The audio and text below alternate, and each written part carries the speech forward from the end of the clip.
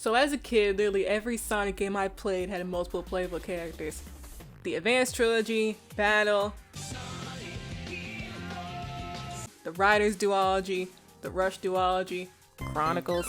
In general, characters, whether they're playable or not, are one of the main draws for me in games.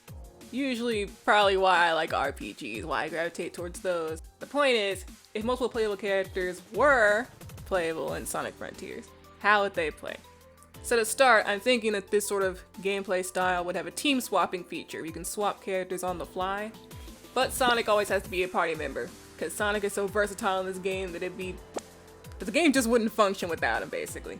And for other characters, let's say the maximum you can bring is 4. Any more than that, everyone else will be at Big's fishing spot. Maybe they'll be fishing, who knows? So now, let's start with... Sweet! So for Sonic, I'm not actually going to go in depth since he is the playable character in Frontiers. He's the baseline for everyone else in this video though. So for each character, I'll be discussing unique navigation abilities, combat styles, and a maximum ring ability exclusive to them. So for Sonic's navigation, he's got his homing attack, his bounce, and just the fact that he's one of the fastest characters to navigate areas on foot. And he's also got his side loop. That's a really versatile skill, so I think that could count anywhere from navigation to combat. And yeah, for combat, he's already got a skill tree, so I'm not really gonna go into that. But, I mean, it looks like a cool skill tree. He's got Phantom Rush and Sonic Boom and all that, Wild Charge or whatever it's called. I think it's a Pokemon move. His maximum ring skill is, of course, his blue boost that we've seen in a few trailers. So that's it for Sonic, you know, nice and easy, real quick. So next, we got... I feel bad for these poor chumps. So Miles' Tails' Prower, his navigation, of course, comes from his flight. And his flight in this game will come with the gauge, you know, slowly descending gauge. When it gets empty, he gets tired and sinks to the ground. And he'll also have a vertical cap like in Sonic Heroes, so you can't just fly infinitely up to the sky however far you want to go. So depending on where you start your flight, what elevation you started at, you'll be able to fly, you know, at a higher vertical height. Just to keep things a little balanced, you know. For combat, Tails needs to have all his tools and actually use his tails. Because, yeah, you know, Tails is the tech guy now, but that doesn't mean, you know, he can't still fight up close with his Tails. And so this is something I'm probably going to say a lot, that his moveset will be inspired by Sonic Battle. So let's give him his arm cannon, the springy fist thing, the choo-choo bomb, the magical glove thing that he summons in battle, which never gets explained or appears again after battle. He can use the dummy rings from Heroes and 06 to stun enemies too. Just let the boy have fun, honestly. That's all I want, really. I think Tails should have fun. I think Tails should fight if he wants to. And Tails will be your expert on aerial combat. A lot of his skills can also be used in the air, like Sonic Battle. So he's got a versatile moveset there. His maximum ring skill. I think for this, he should just be able to bring out his mech from the Sonic Adventure 2 if you press the activation button once you hit maximum rings. My gun. Oh.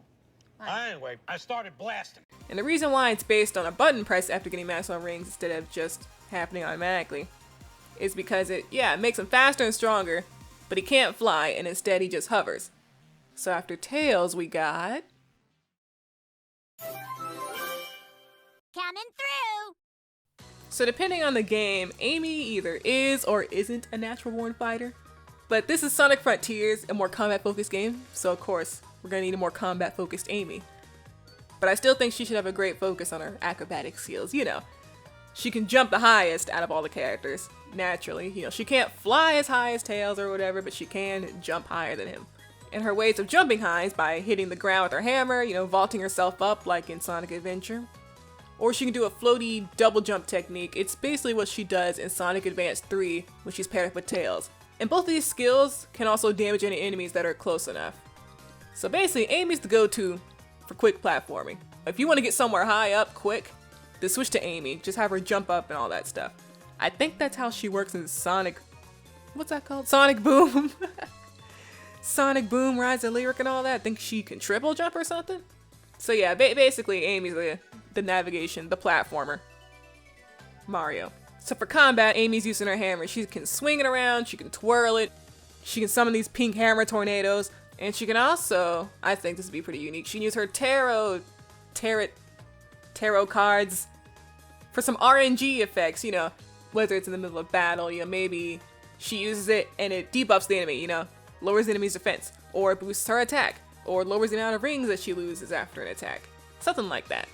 And Amy's maximum ring skill, this one I had a little trouble thinking of, but I think this one could work alright. She basically gets the big hammer from Advanced 3 when she's paired up with Knuckles. This will increase her damage, her attack range, and her hammer vaulting height. So you know how Sonic has to climb up the Titans from the bottom, but Amy with her super big max ring hammer can basically vault her way up the Titan at least halfway.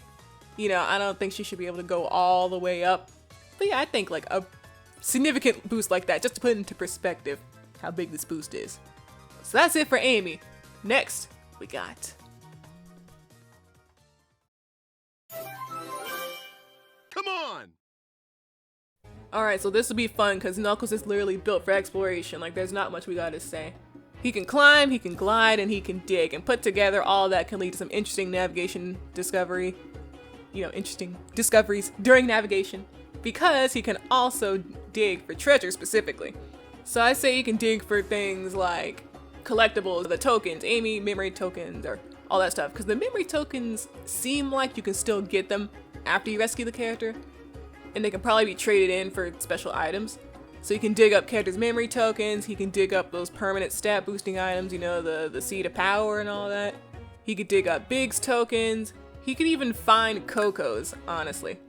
Like, he can maybe dig up a Coco, but of course these sorts of treasures like Cocos would probably be in more out of the way places. I don't know.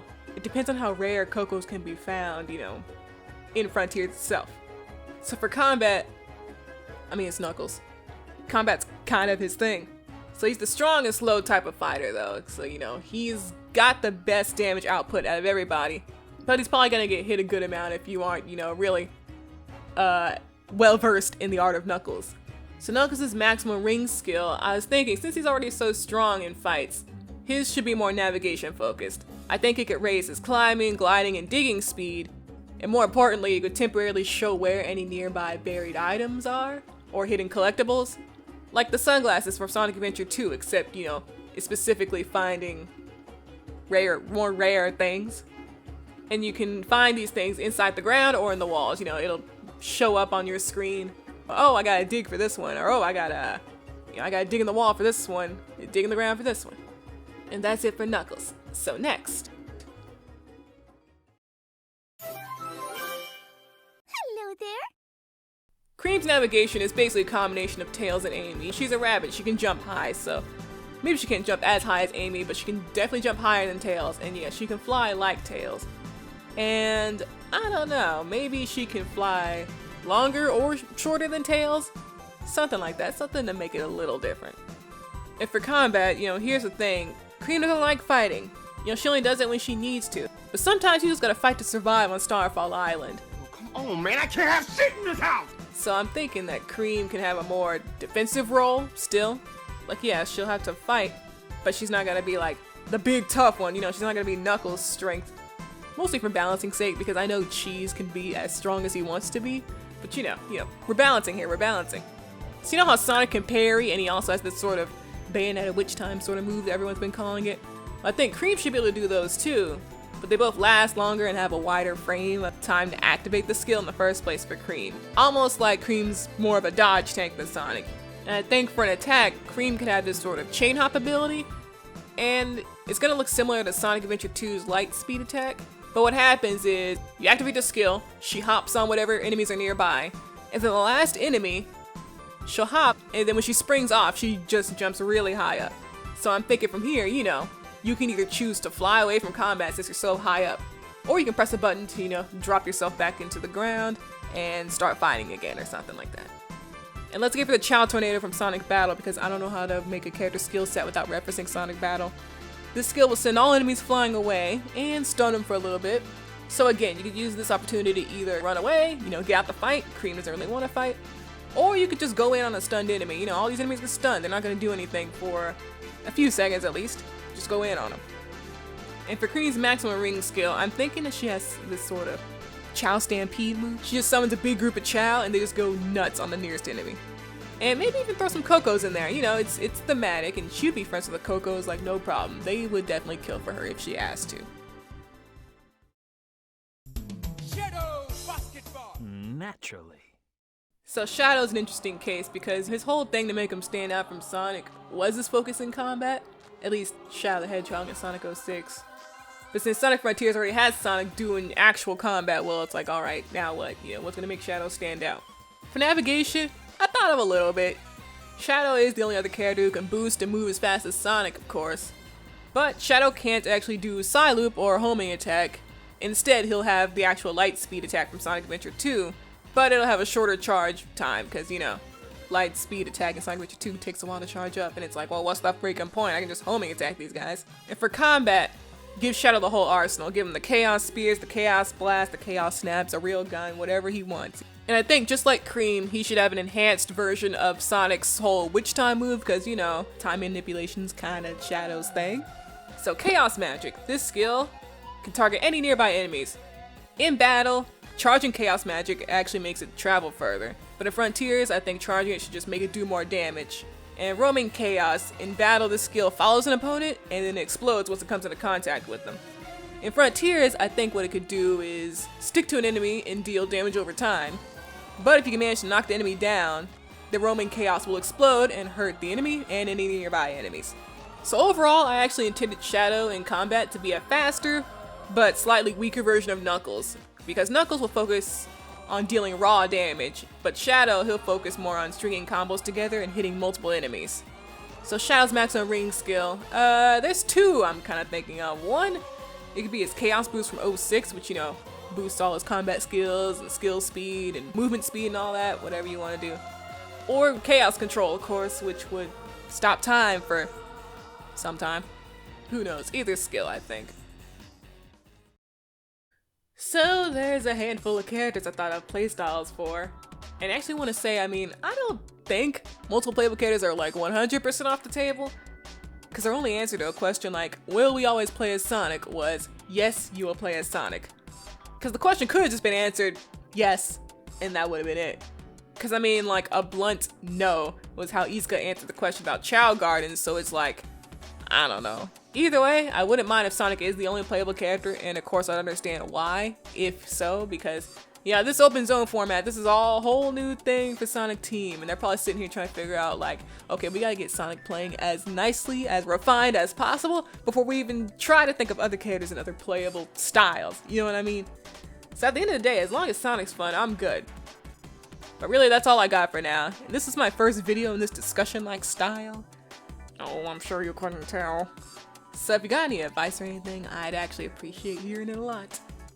And if you want, let me know what you think of everyone's playstyles, or how you'd make certain characters that I didn't list playable, you know, like Silver, or Blaze, or Omega, or the Chaotix, anyone in there. Or, you know, whether you think multiple playable characters are gonna be in the Frontiers at all in the first place. But otherwise, that's pretty much all I got, so thank you guys for watching. Till next time!